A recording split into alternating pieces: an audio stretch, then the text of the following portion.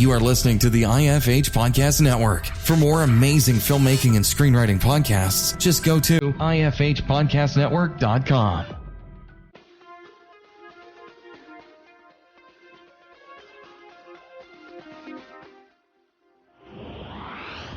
Hey everyone, thank you so much for hitting that play button.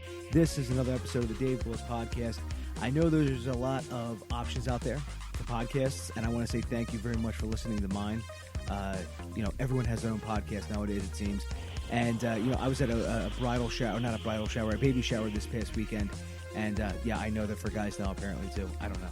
But anyways, and somebody brought up podcasting, and one person who just out of the blue mentioned, oh yeah, I'm going to be a guest on this one podcast. I'm like, okay. I didn't seem like the type of person I would even go into a podcast, because they just seem to hate everything, and one of those people that thinks they're too cool for the room.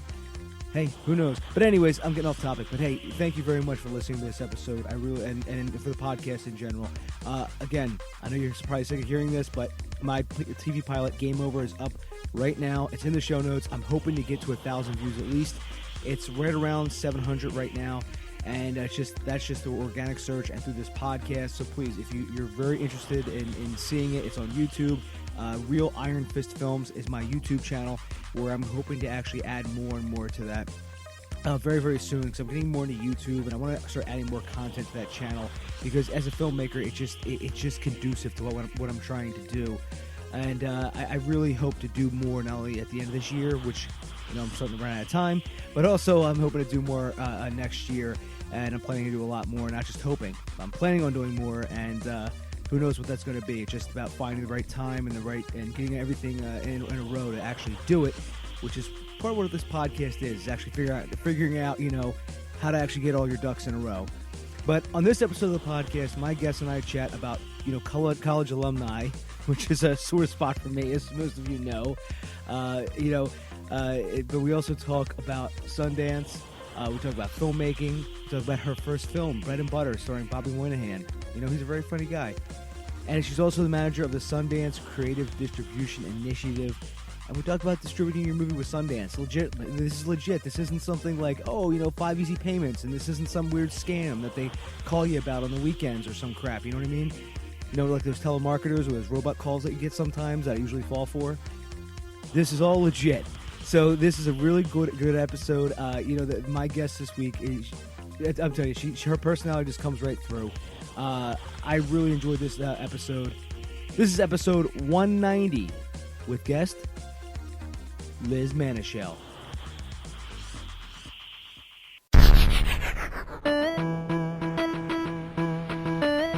You're listening to the Dave Willis Podcast.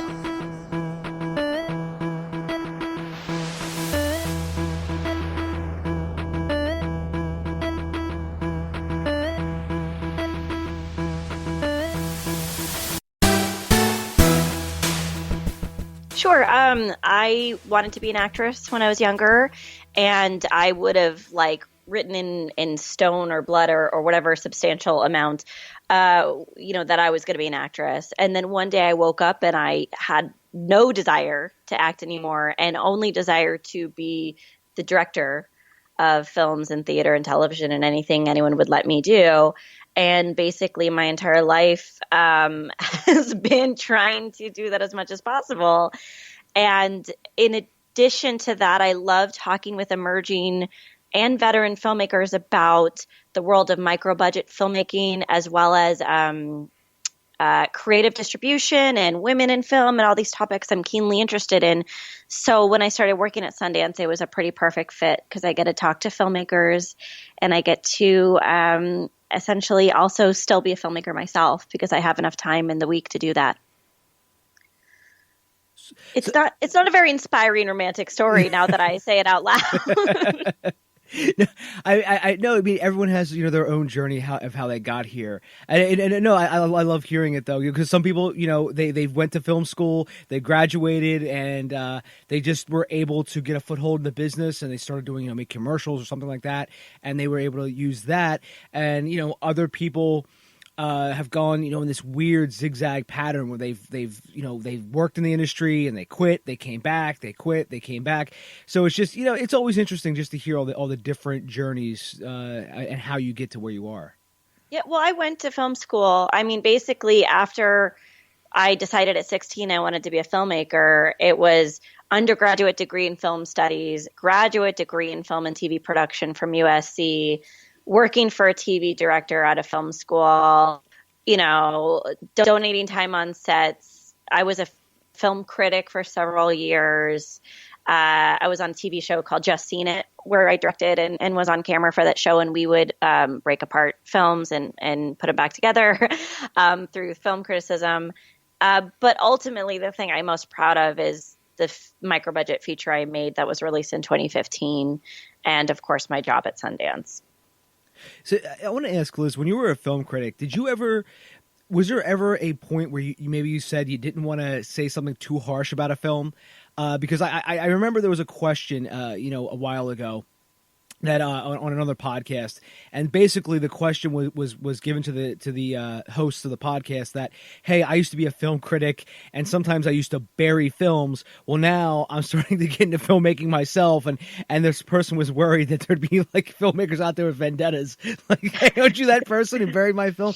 But did you ever? I mean, because I imagine that person probably went to the extreme. But was there? But I just out of curiosity, Liz, was there ever a point where maybe you didn't want to be too harsh on a film, or even the opposite? Maybe you didn't want to be too kind to a film. Yeah, I think ultimately I did not have a good time being a film critic because I was criticizing my colleagues. Our colleagues who, as we know, put their heart and soul into the work that we make, and who am I to really break it down? But I was working with other critics who they wouldn't be explicit about it, but they wouldn't give objectively bad reviews to anything because they were worried about their careers. And that became weird for me to witness. So I actually tended to be a little harsh on films just so that I wasn't giving preferential treatment.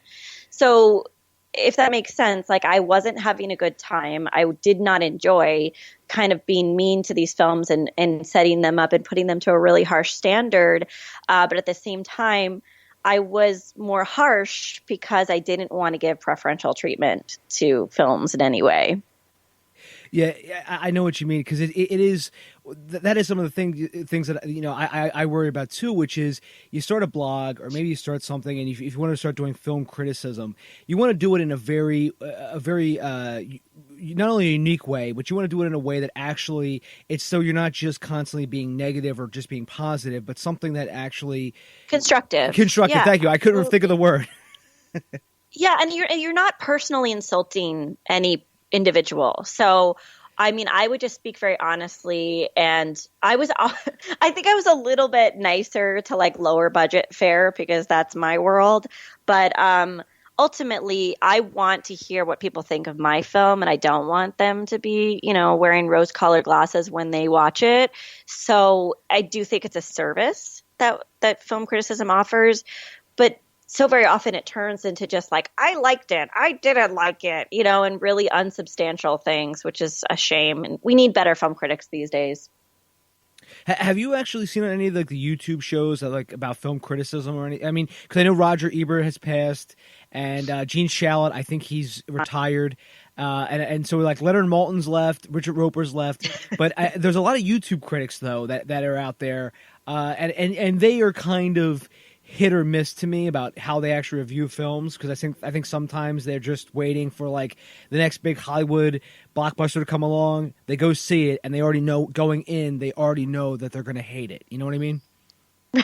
Well, we used to actually call, because we were on YouTube first and then we moved to PBS and Hulu, and actually we're still streaming on YouTube. We were called Just Seen It. And we used to make fun of other film critics as saying, this is horrible, by the way, what I'm saying. But we were just like, oh, yeah, they're just in their mother's basements and they're just screaming at their webcams. And, because there was nothing polished or produced about the YouTube videos. But there are some really good critics out there, even in spite of the fact that they're just talking to a camera on their computer. But we saw them as competition, so we got really nasty about it. So there, I'm trying to think of like I really love this website called The Movie Guys, and they're out of LA, but they have some teammates that are from Phoenix. And I think they're a really good example of substantial film criticism, and they air on YouTube in addition to going off their own website. So there's some good stuff out there, but yeah, there's no Pauline Kael, there's no Siskel and Ebert anymore. It's kind of, I mean, we still have, A.O. Scott and a lot of great, Joey Morgenstern. So there's still some good people out there. Yeah, you mentioned all the people in their mom's basement. That's kind of funny because I have a friend of mine who does that, who says the same thing. He doesn't like to watch YouTube shows, listen to podcasts. He doesn't even listen to this one. And he goes, I don't need an opinion from some guy living in his mom's basement with too much time on his hands. But I'm like, come on, man, come on. At least there's some good out there, right?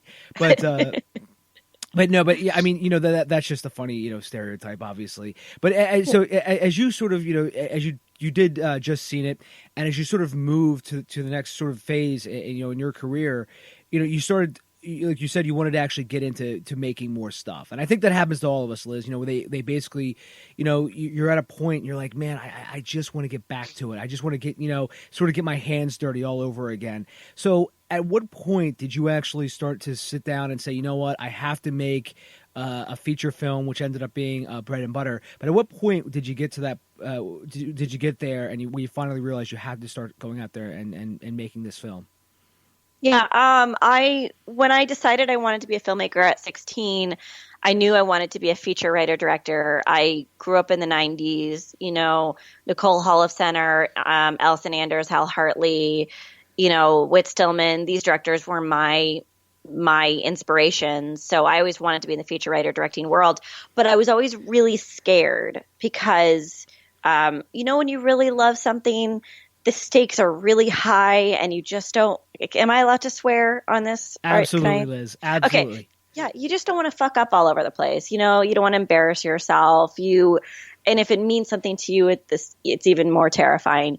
So I went to undergraduate still knowing I wanted to be a writer director, but like paralyzed, unable to really make content.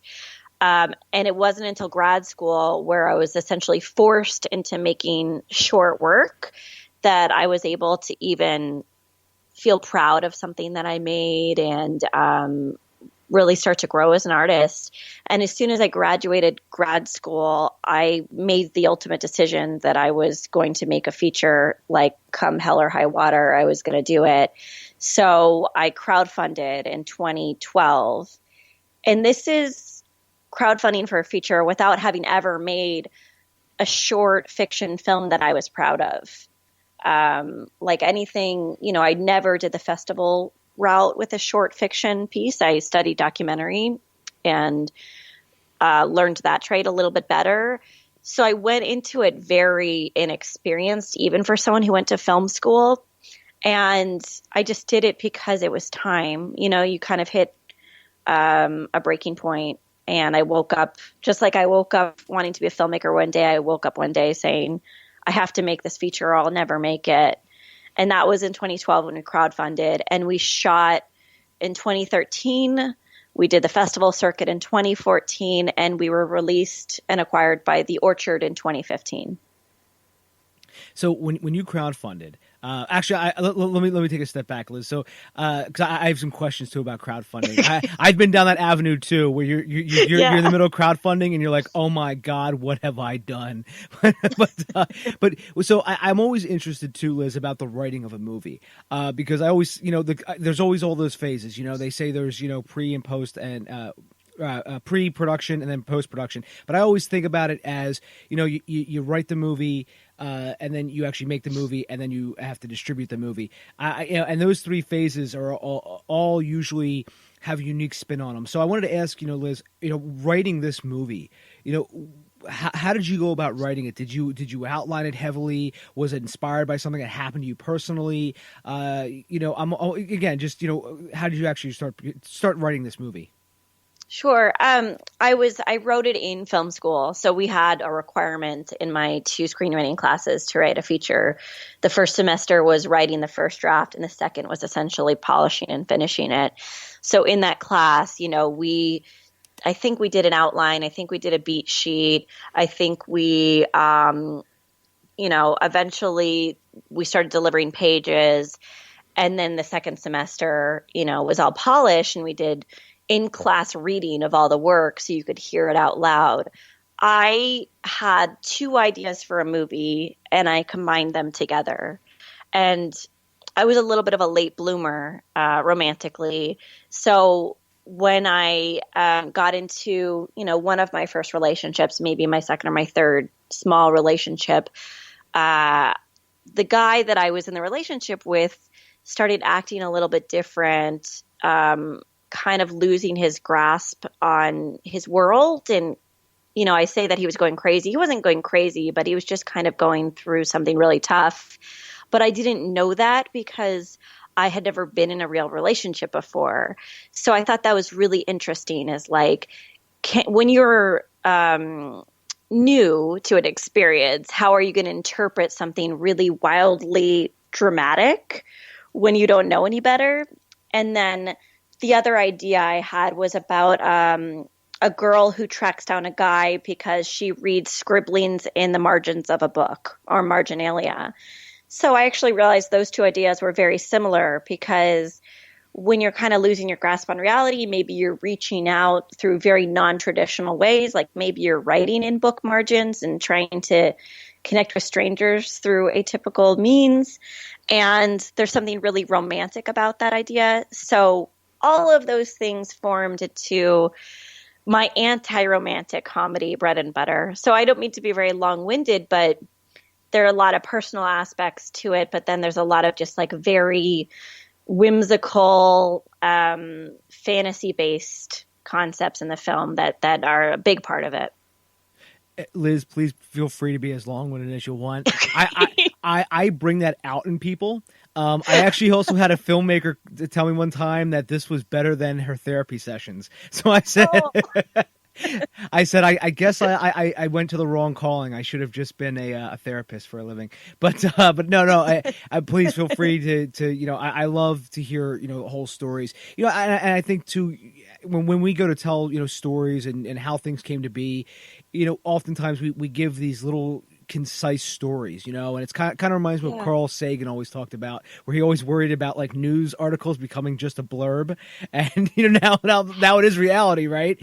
So everything is just a blurb, and you see all these fake headlines all over Facebook or whatnot, and so please feel free to be as long-winded, but yeah, no, that sounds really, really cool, because I think we've all been there, where we've had that first relationship, and it's your first, quote unquote real relationship, and you start, and sometimes things just don't go as planned. I mean, that's happened to me, and you kind of wonder where everything sort of went off the rails, and that's why I also think too, with more of like indie films, I mean that as a positive, because you can take risks and you can do different things. And because if we were to do this like a big budget Hollywood blockbuster, you know what I mean? Like the beats would be set up completely different. And that's why I like seeing, indie films, who aren't afraid to go out and do something different or do something new, or, not every inciting incident or what have you, it has to be, exactly the same. So when you were discussing, how there was doodles in a book, something like that, that reminds me of movies like Little Miss Sunshine, Juno, which, both were at Sundance. And these movies ended up, people always go, hey, why can't we find more movies like that? Well, they're out there, but most distributors aren't looking for them, right? Well, that's very true. I mean, because I work in distribution at Sundance. I work at this department called the Creative Distribution Initiative. And, we'll talk about the fellowship later if you want to, but I'm running this fellowship, which grants money for filmmakers who want to do self-distribution. And so I'm watching a lot of films right now. And our big thing is that I'm really trying to be inclusive to micro-budget filmmakers, because I think of micro-budget filmmakers as my people. I'm a micro-budget feature filmmaker. I understand the life of a micro-budget feature filmmaker. There's very little boundaries. There's a lot of hustling. There's a lot of hard work. And people are doing it because they believe so strongly in their product that they work their ass off. And I agree. These movies are out there. They're quality, beautiful films made with love, spit, and shoe polish.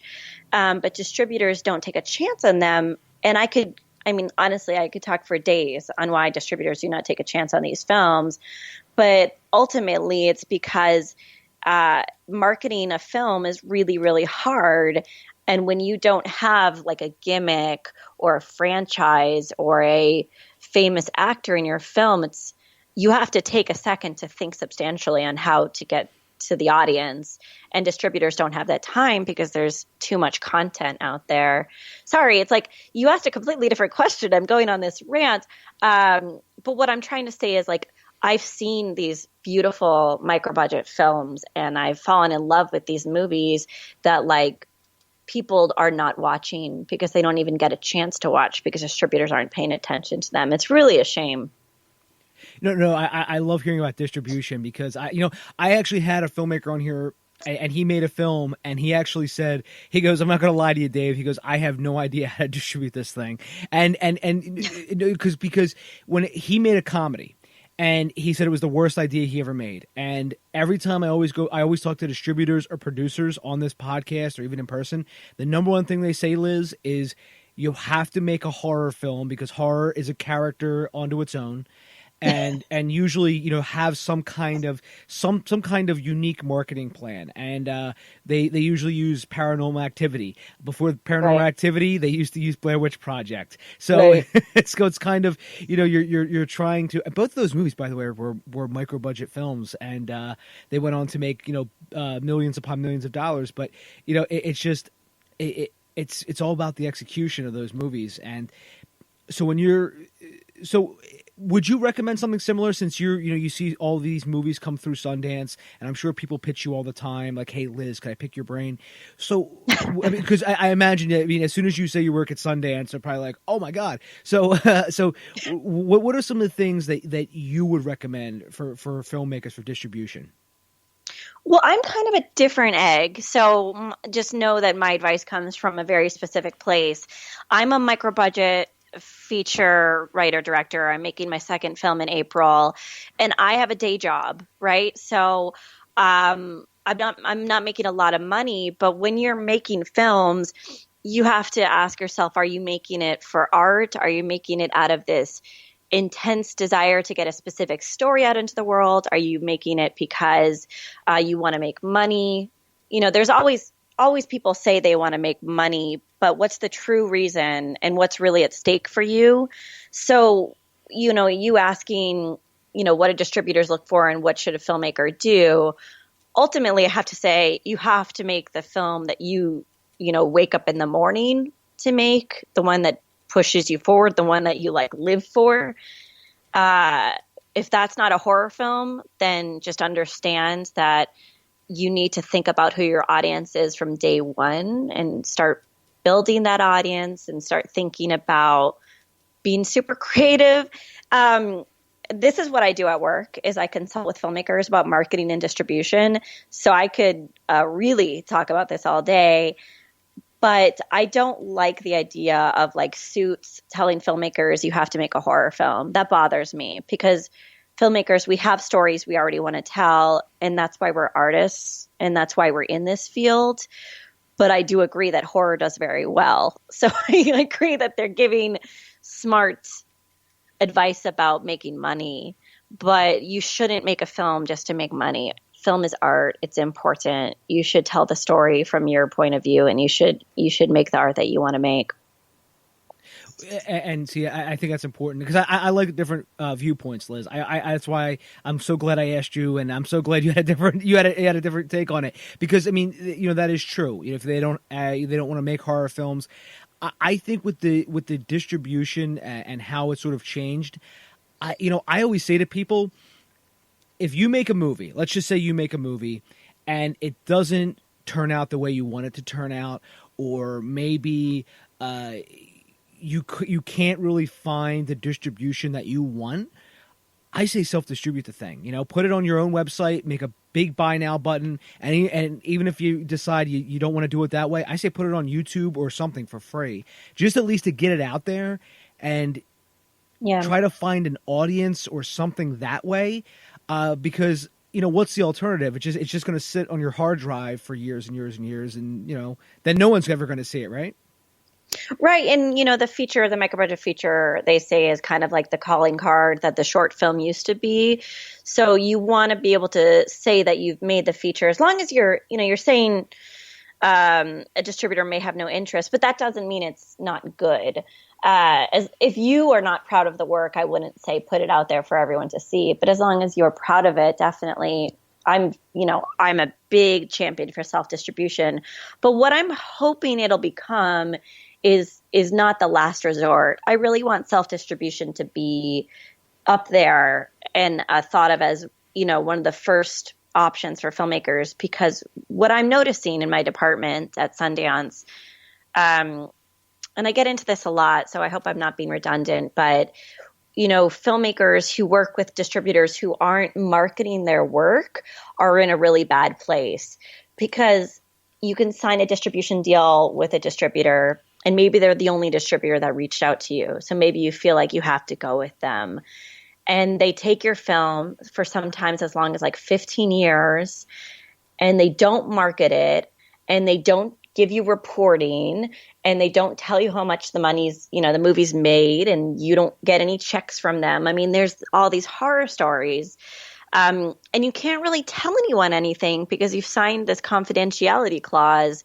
So, you could kind of hush tell filmmakers not to work with that distributor, but you have no information about your audience. You have no information about who likes your work. You have no information about all these things that are really important for filmmakers to learn. But with self-distribution, you're figuring out who your audience is. You're communicating with them directly. You are controlling all the marketing materials. So you get to make a poster and a trailer that reflects you as an artist. And you get all the money. And in a world where filmmakers are not making a lot of money and not having sustainable careers, at Sundance we're trying to figure out, well, let's try to, if a filmmaker's interested in self-distribution, let's figure out ways that they could have really sustainable careers and not spend too much money on distribution and marketing expenses.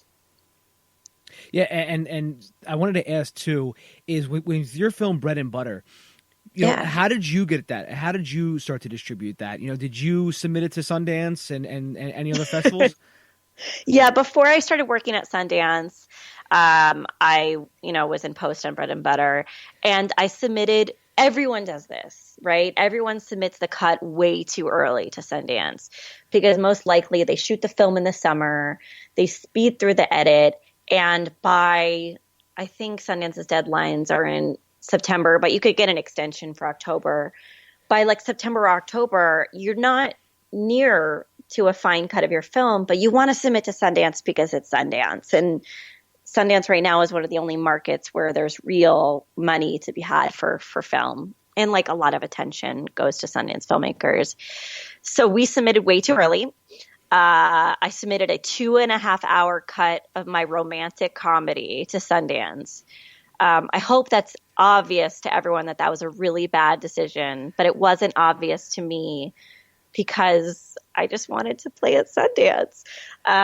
So we did not get in, and ultimately a distributor reached out to us not because of the festivals we played. We played like 13 festivals, I think, and we got a few awards and we had a great time.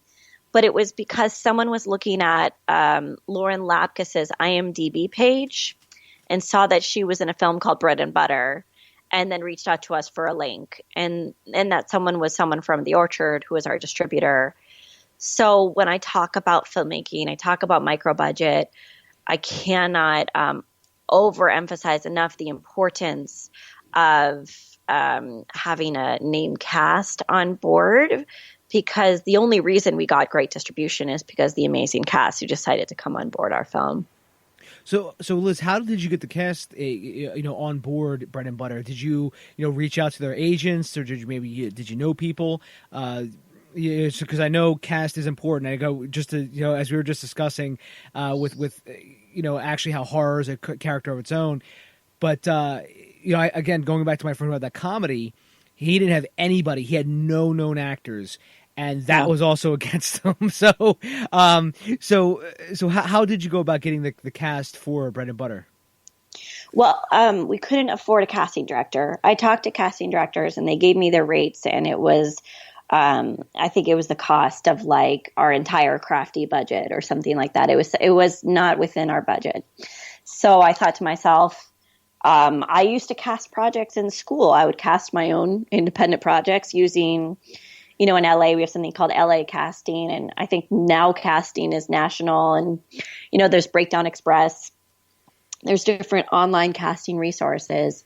But I started to, so I knew the casting world in a very surface level sense. I wouldn't have called myself a casting director, but I had done it a few times on a few features and a few shorts that weren't, directed by me.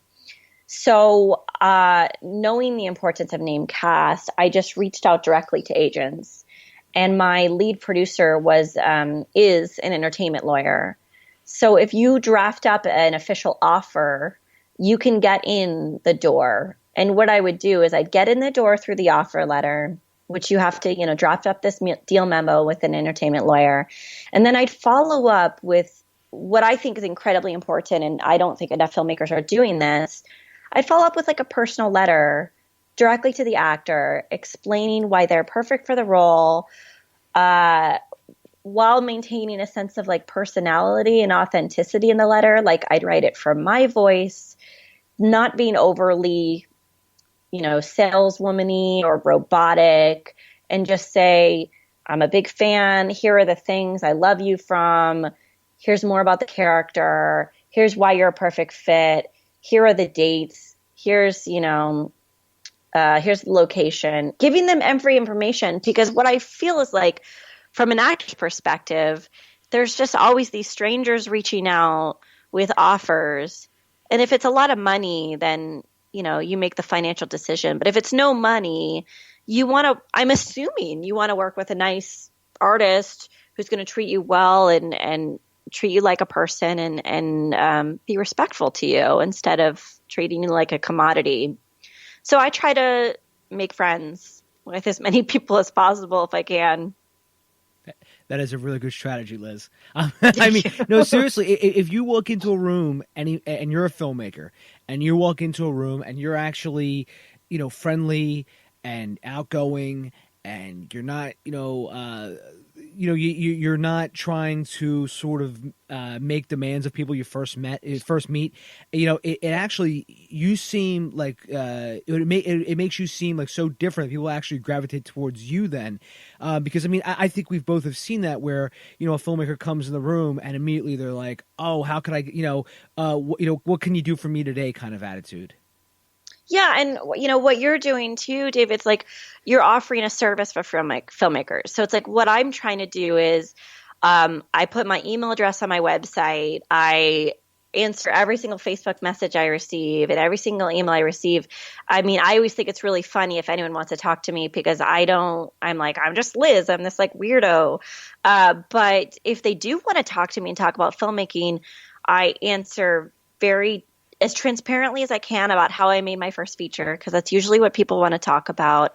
And I try to offer whatever valuable advice I can if I have anything, because what I think we should be all working on, if we can, is like, what can we offer others rather than what do we need, right? Mm-hmm. So if you can build actually a community and a network out of something you can offer, like what you've done really well, Dave, it's like, then out of that network, you're also going to find new filmmaking partners, ADs, DPs, production designers. All of your crew may come out of that network because you're already giving and taking at the same level.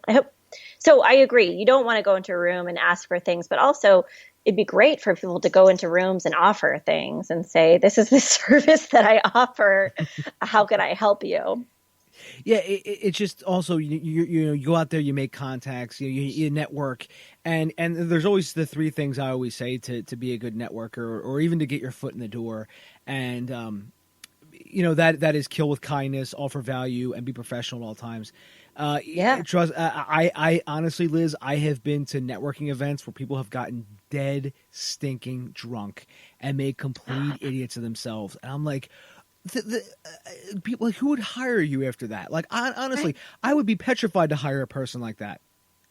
Well, unfortunately, that happens, I mean, like, and because there's role models that have already established themselves in the industry who are wild cards and uncontrollable and kind of odd, idiosyncratic characters. And so it's not thought of that that's a bad thing in our industry.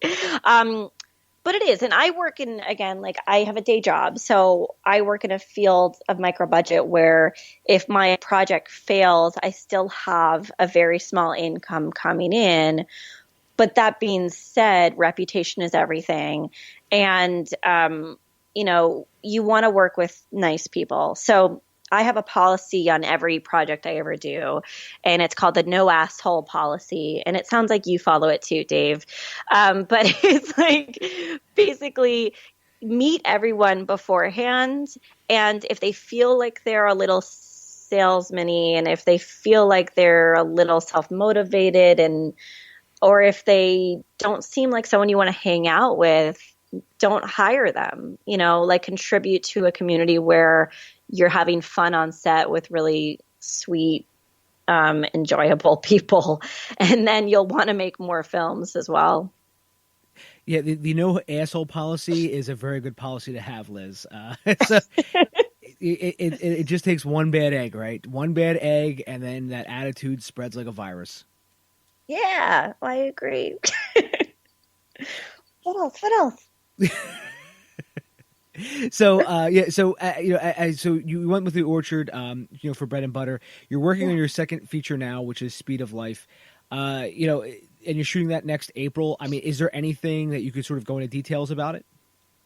Well, I just think, I guess I can tell you the blog line, and I can say a little bit about it. I'm trying to be very transparent about making the second feature because, again, I don't think enough information is out there for filmmakers on how to actually make the thing, do the thing, right? Before making bread and butter, I was like, how do you get money? Like, how does that happen? I had all these, I went to USA Film School, so I had a lot of networks with a lot of resources, but I didn't know how they just started to get money for their work. It was very mysterious to me. So I'm talking freely about this film as much as I can say. And I think what's interesting is after making bread and butter, I got like a certain level of amnesia, forgetting how hard it was to make an indie feature. And I was like, fuck it, let's do it again. This is great. And now that I'm in pre-production now, all these pain points are coming back to me. And it's, now I realize why it's so hard to make content and why it takes years to put movies together. So that being said, my movie is called Speed of Life. It's a science fiction romantic dramedy, I guess, if that's a thing. And it is about a man and a woman who are in a couple, girlfriend and a boyfriend in their 30s, are fighting in their apartment one night. And in the midst of the argument, the guy, Edward, falls through a wormhole and disappears for 24 years. And so the film is about, what happens when he reemerges, and he's still in his 30s, but she's in her 60s. And so it's kind of this very interesting, age difference, romance, but there's time travel. They go back to 2016. They'll go back to 2040. And David Bowie's involved because when I was writing it, David Bowie died. And I'm a massive David Bowie fan. And so that's why the film's called Speed of Life, after a David Bowie song. And the wormhole was created because David Bowie's death created a rift in time and space, because that's kind of how I felt when he died. And but I wanted to ask too, Liz. Sorry, I got some feedback on myself there for a second. That's why I just stopped. Oh, it's okay. I'm gonna cut that out, by the way. I wanted to ask too, Liz, when you're writing something like this, did you have the budget in mind at all? I mean, were you saying to yourself like, "Oh, I could never get this location," and changing it, while you were writing it? No, I know how to write cheaply because of bread and butter. So I know what costs money. I know that pages cost money. I know characters cost money and locations cost money, just like you were saying. So I went into this knowing, I guess there was some sort of creative infringement or censorship where I was like, this is going to be a 1 to 3 location film, because I know locations cost money. But ultimately, I wrote the story. It was originally going to be a horror film, but I didn't have any fun writing a horror film. So I decided to make it science fiction. And after I wrote the story, I then went back and started to think, what's expensive? What can I cut out? What can I transform to be cheaper? And then ultimately I met with a producer I brought on board, and we just broke down what's the least amount we can make this movie for. And we somehow have that amount of money in hand right now, which is kind of crazy to me. And it worked out through a combination of a Kickstarter campaign, money from my first film, all the money I've saved up in the past few years, and then what is going to be 2 small investors that I met at film festivals, actually.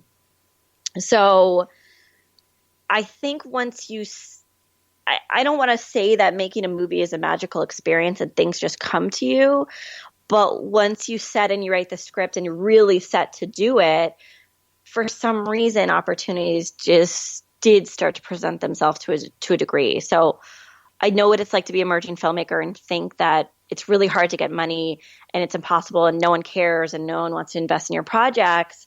But if you say, I'm going to make this film, I'm making it on this date, here's the script, here's the breakdown, here are my crew members who are attached, people start to pay a little bit more attention to you and they take you seriously and they start seeing you as an investment. I really like that, Liz, because I think once you fully commit and you sort of can push yourself, to say, hey, listen, this is the shoot date, or this is what I'm going to do next. It does force you to constantly, get out there and meet people, or constantly, you're trying to solve problems, and it gives you a little more emphasis and a little more push to solve those problems.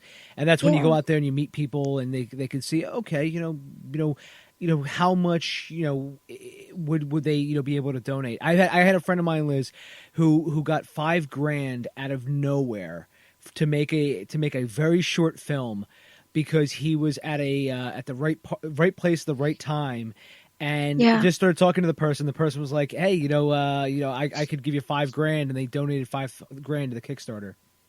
I mean, that's amazing. And I had similar stories where when we were doing the bread and butter Kickstarter, because I Kickstarted my first feature too, an investor who is now a good friend of mine, very sweet guy, he held a garage sale for us. And this is a guy I've never met, but he saw how important making the film was to me.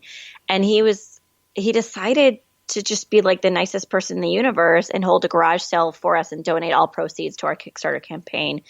So I'm a little bit of a cynical misanthrope sometimes, but there are really nice people out there who do want to patronize artists who are fully committed to their work. You just have to be loud about what you're doing. It's funny because we're kind of giving conflicting advice, Dave. We're like, go into networking and be unassuming and be, offer things of value. But then at the same time, you want to tell people what you're doing so that you get the word out about ways to support you as a filmmaker. So I think there must be a way to do it in a respectful, classy way. Sometimes it's just social media. And sometimes it's like you meet people in person, you have an actual conversation with them, you forget about all of the networking bullshit, And then maybe you post about the fact that you're making a film on social media later that day, and you friended them, and maybe they know someone who wants to invest in movies. So it sometimes happens like that as well. Liz, people who listen to this podcast know I have absolutely no idea what I'm talking about. So, so trust me, they're so used to getting contradictory information from me. But all kidding aside, it's you're absolutely right. And when you go out there, you have to start speaking up for yourself and making those own opportunities. And if you're at a networking event, usually I always also, another tip I always say is you have to go with a certain person in mind to meet, whether that certain person is going to be there, like a specific actual person, or you're just saying, hey, look, I'm going to go here and try to find a producer of some kind, and now, and like you were mentioning before, how the hell do you get a movie made? How the hell do you get money for it? What I've found is there's a whole network that exists, and there's one I've created for myself too, of just people who, have money, but you have to present them things in a very certain way, and so that's how it sort of goes. I think with the way things are now, as long as we're not like inundating people with, hey, I'm working on something, or hey, this or that, I think people are more willing to hear, to listen. We mentioned crowdfunding, and I think that's also a point in time where some people get a little burned out of projects because, if you go into Facebook and Twitter or whatever have you, or even email, or even if you're sending out emails and they're hearing about your project constantly, they're like, "Oh my God, when is this going to be over?" Right.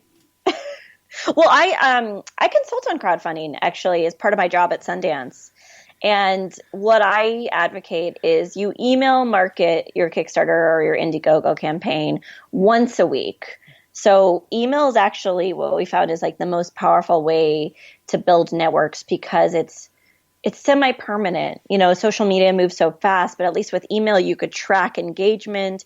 You could see who opens your email. You could see who clicks on links. There is a way to kind of analyze an email, but social media moves so fast. So my big thing is post as much as you want on Facebook, Twitter, Instagram, inundate, irritate people, remind them that you exist, because you need to remind someone like 15 times before they actually donate.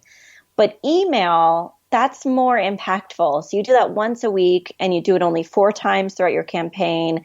And that's the way not to alienate people too much, I think. Yeah. It's, you want to make people feel a part of something, but also not make them, not just beat them over the head with it, and just be like, hey, by the way, I need money. Speaking of needing money, Liz, I want to ask too about the actual distribution mentorship. I want to explain this. The initiative, the creative distribution initiative, and I know we wanted to talk about this too. I wanted to ask Liz, how did you become the manager of the Sundance Creative Distribution Institute? And I wanted to ask too, about actually applying to this. Not myself; I don't have anything to submit, but filmmakers who do, I think would be interested in it. Sure. So I'm the manager of the Creative Distribution Initiative at Sundance. We used to be called Artist Services. And basically, we were this department at Sundance that was very inward facing, and it was about alumni support. And what we're doing now is we're kind of pointing a lot of that support to the community, to the network, and opening the doors up a tiny little bit, which is really something that I'm keenly interested in doing. I speak very freely about this. As a filmmaker, I've applied to Sundance programs and I've never gotten any traction. I know it's really hard to get within our network. So this is an attempt to make it a little bit more transparent about how to get into the Sundance family.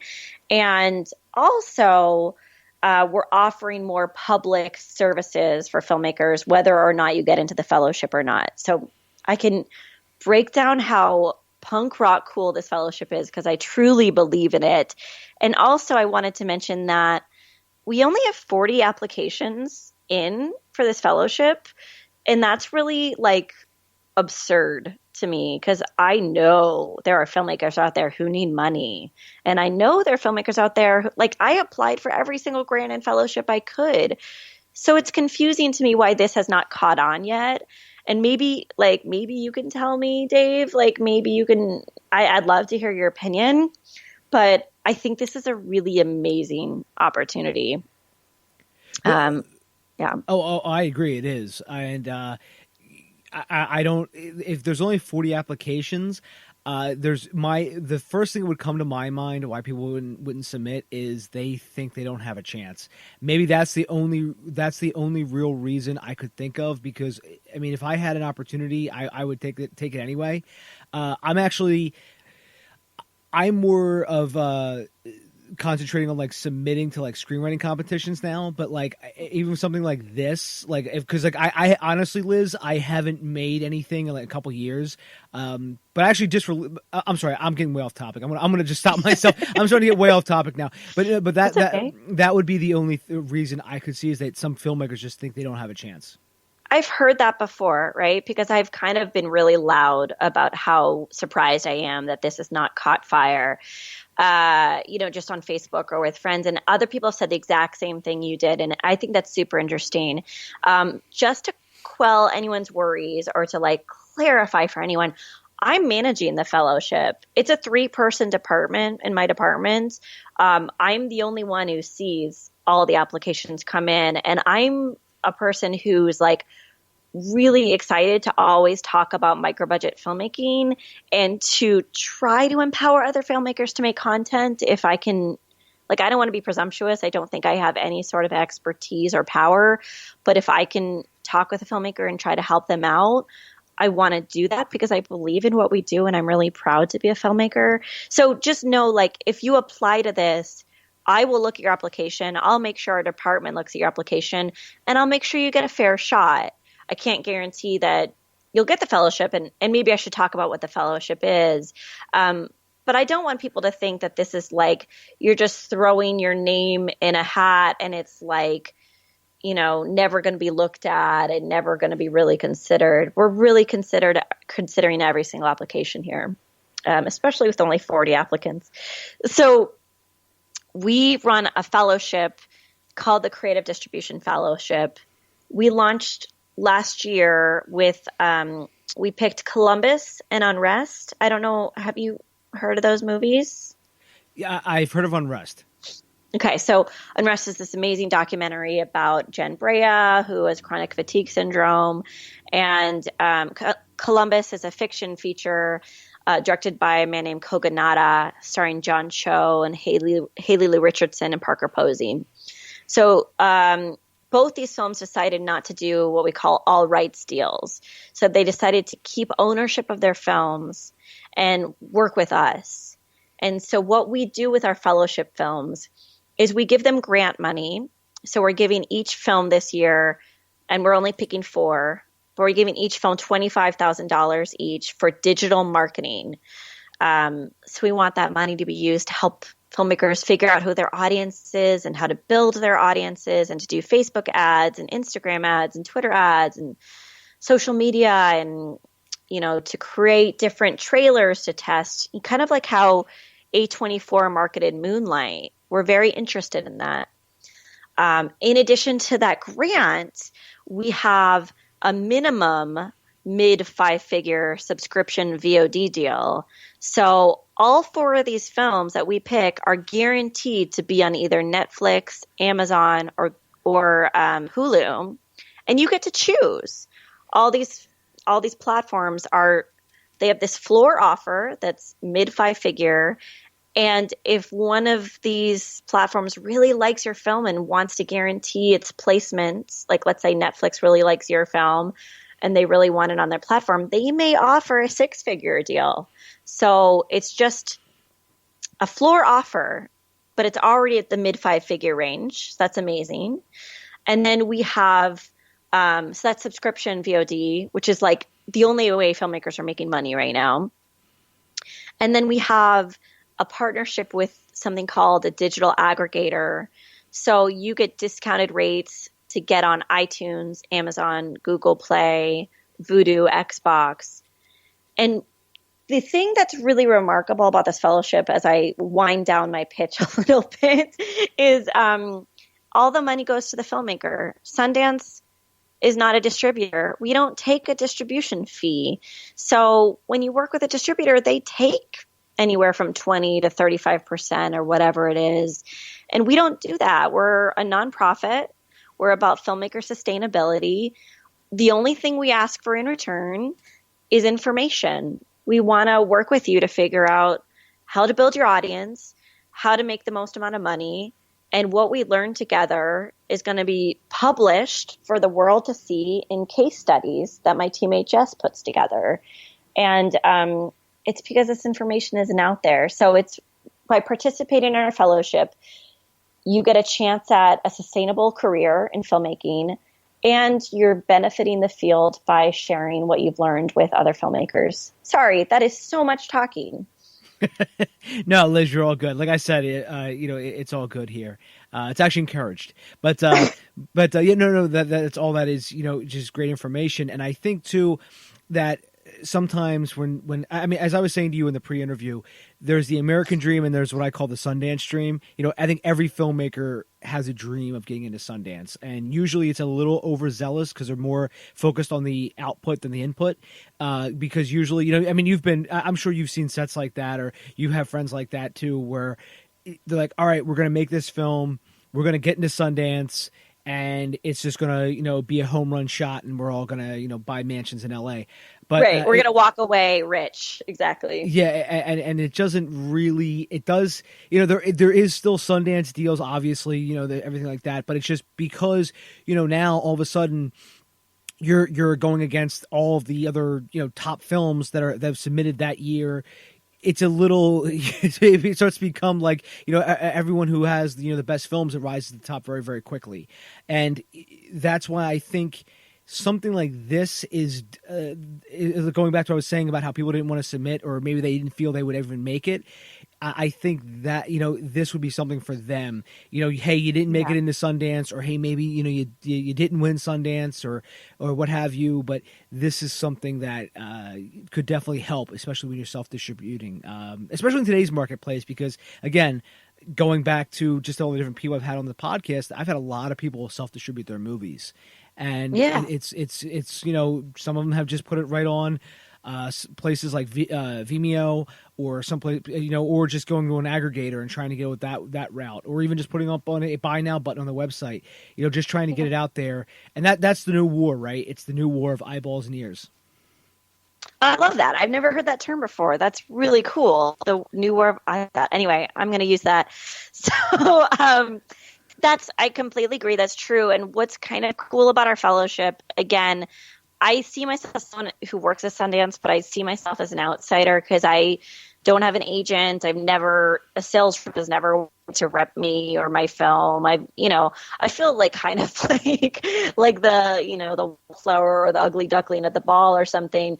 But if you get our fellowship, you become an alumni, which is kind of the best part of playing Sundance. Obviously you play Sundance, there's so many amazing benefits.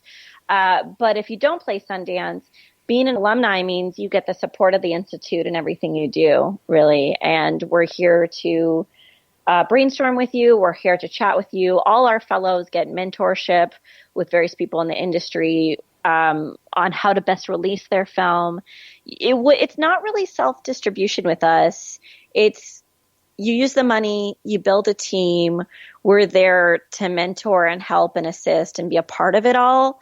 And yeah, you make all the decisions, but you're supported throughout the entire experience.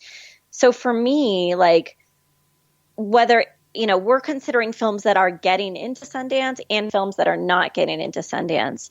The important thing for us is I don't want to work with the team that you described a few minutes ago. I don't want to work with a team that's like, we'll just get bought for $1 million. And I don't know why I'm trying to use this Boston accent all of a sudden, and then walk away and buy a mansion. I want to work with a team that's like, hey, I love my film. I want to be a part of its release. I worked hard on making it. I'm going to work hard on getting it out to an audience. And I have the support of an entire massive nonprofit to help me. So that's what we're looking for, is the team is really important, which may not always be a Sundance, film festival filmmaker. Yeah, I did enjoy that Boston accent, by the way. But yeah, and that's the thing too. You want to work with a team that you can actually get along with. And I just was talking to some people about this as well. About how to actually build a team. So if you were, if you're the filmmaker, you're the writer, director, producer. How do you build a team? And I mean, I didn't go to film school, so I'm not sure. Obviously, different film schools have different ways they teach that. Some of them, have this, obviously they go over all the crew positions, but they don't really get into like the nitty gritty of, hey, look, you might have somebody with a bad attitude. I mean, you know what I mean? Like they don't get into that sort of like the synergetic effect, if you will, of a team, or maybe they don't get into the whole like, if you fire this person, there's a domino effect. If you know what I mean, stuff like that. It's just really the politics. Yeah, the politics, or hey, we hired a guy just because he had a red camera. If we fire him, there goes the red. What do you do? What do you do? And by the way, the answer to that is fire him. I've learned that the hard way. But and it's just that's why. I wanted to have you on too, Liz, just to talk about some stuff like this. Because again, there's a lot of filmmakers out there who sort of make films, and it's kind of like, okay, now that you've made it, how do you get people to watch it? And I think that's where stuff like this comes in. And also, obviously, they go around to different festivals and stuff like that, or whether it be a local festival, whether it be Sundance. Again, like we were just saying, it's the war of eyeballs and ears now. Yeah, I'm a firm believer in the do-it-yourself ethos. So I know my paradigm or my philosophy is not for everyone, and I get a little judgy about it. So I don't mean to do that, but this isn't taught in film school. Distribution marketing is not. I went to USC, which claims to be the #1 film school in the world, and I had a great time. But we didn't once talk about distribution and marketing. So this information, for the most part, is not out there. We have some amazing resources like podcasters like yourself, like bloggers who are trying to get the word out. But we're trying to amplify that a little bit with Sundance's influence so that filmmakers can actually learn. So even if you're not interested in the fellowship, I'm encouraging people just to email me. And I'm at creativedistribution@sundance.org. And I'll put you on our email list. And we write articles every 2 weeks about hacks you could do in marketing, hacks you could do in distribution, how to build an audience, what theatrical distribution is all about, whether people are making money, all of these things, information that I don't think is out there enough. So again, if you're not like this very specific filmmaker that we're looking for, which is entrepreneurial filmmaker who really wants their hands on the film from beginning to end, you could still learn from the resources we have. And we're trying to get out of the Sundance bubble, which is why I'm like reaching out to really cool podcasts and trying to get on them, because I think too very often people see Sundance as these gates. And we're trying to say, no, like we want the gates to be open and we want to be helpful. Let us try to be helpful. Email us, contact us, get on our email list. And like, let's all learn from the filmmakers who are going to go through this fellowship so that we can learn about filmmaker sustainability so that we all don't die destitute on the streets doing what we love. That's a great way to end this. Isn't that great? I'll stop talking. Well, Liz, has been great talking to you. But no, and that's a great way to put it too. Is not to go broke while making your film. I know it's sometimes it's hard to do, but you want to make sure you're not, while you're following your dream, you want to make sure that you're not sort of burning all your bridges behind you, or actually making sure yourself destitute on the street because just to follow the dream, you want to have a you want to make it sort of pays off. So you're not, if the dream doesn't work out, you're not obviously, living out of your car. But Liz, it has been great talking to you. It has been great having you on. Just in closing, is there anything you want to say to sort of put a period at the end of this whole sentence? I think I've said it a lot, but I get to talk every now and then on panels and stuff like that. And I get business cards and people say things like, yeah, I'm going to email you. And they never do. They really don't. And what I'm saying is like, we're like here begging to be a resource for filmmakers. Tell us what you need.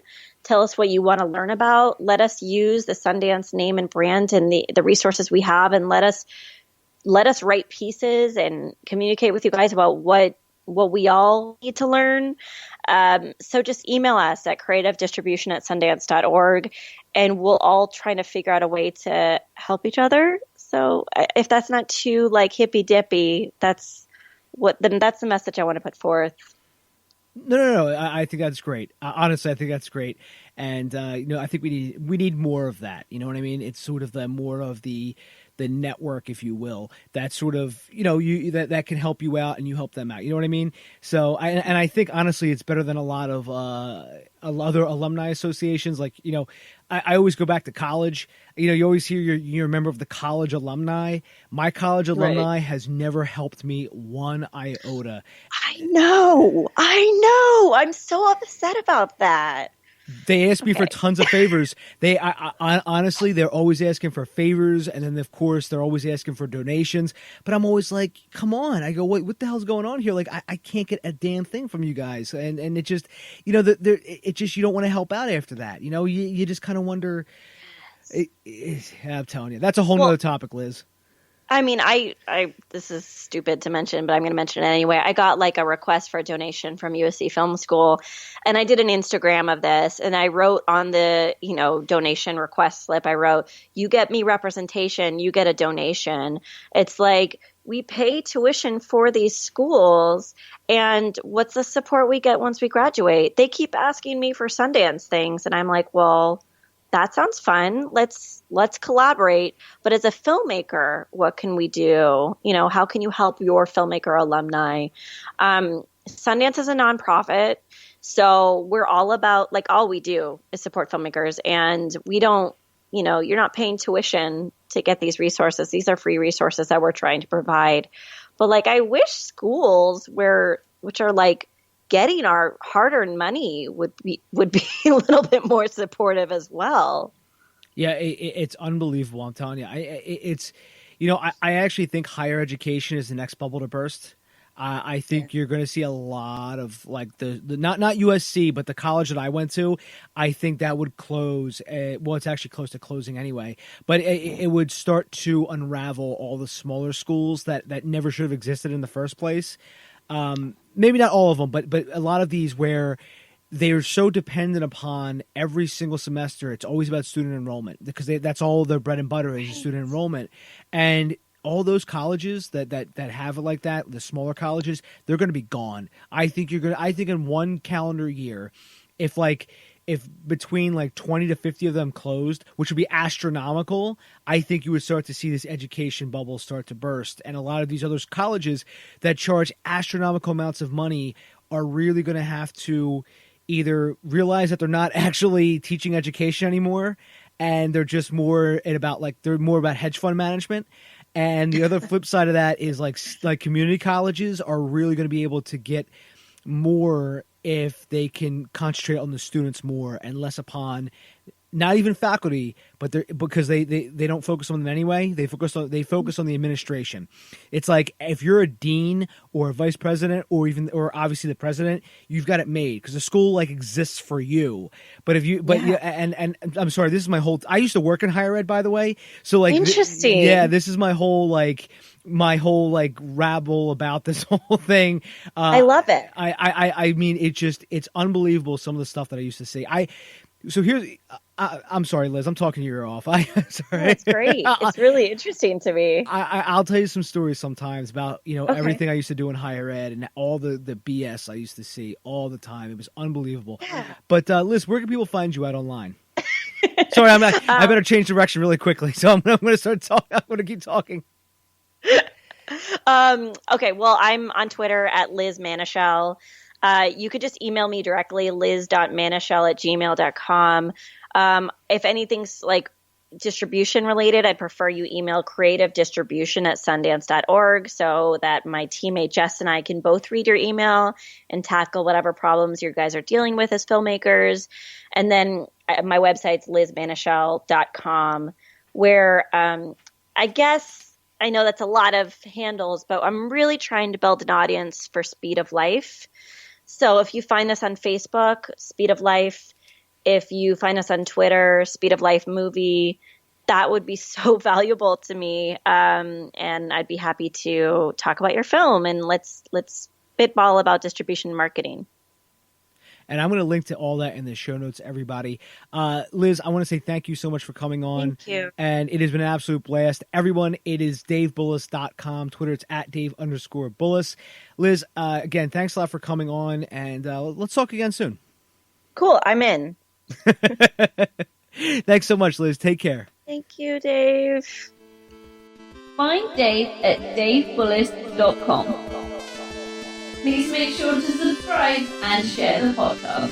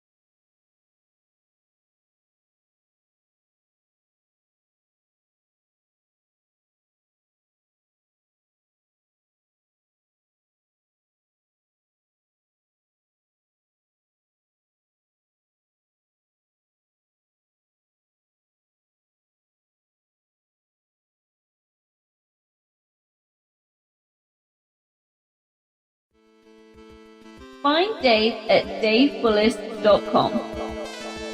Please make sure to subscribe and share the podcast.